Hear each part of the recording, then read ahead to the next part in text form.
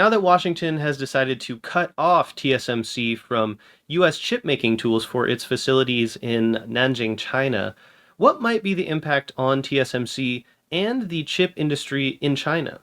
The decision definitely cripples Chinese fabless ecosystem by taking out a big company's presence within China by not be, by limiting TSMC from expanding its capacity in China. In terms of capacity, revenue, and profit, that fab contributes to low single-digit percentage of TSMC's revenue.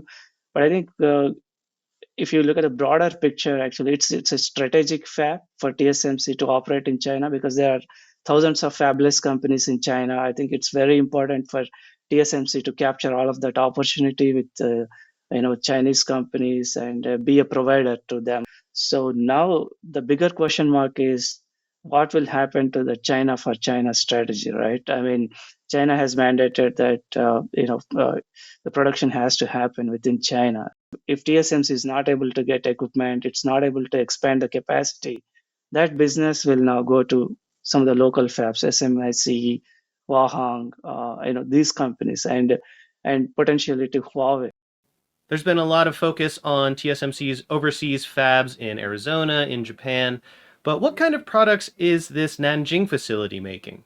For Nanjing fab, TSMC makes 28 nanometer and 16 nanometer based chips. So basically, these chips go into smartphones, Wi-Fi. Think of them like connectivity, Wi-Fi, Bluetooth, RF transceivers.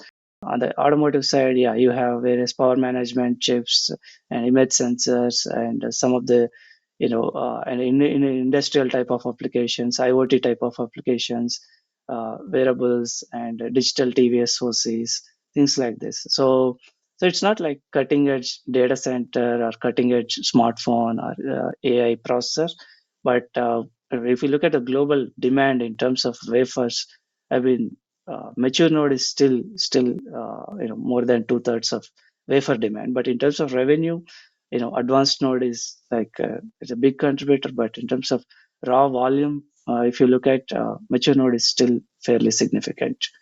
What do you think this latest move says about US export control strategy moving forward, and how should companies like TSMC prepare? Yeah, it's definitely they are doubling down on on export controls, and this definitely closes the loophole they previously had. But I think TSMC has to operate within these constraints, and they have to satisfy the government requirements.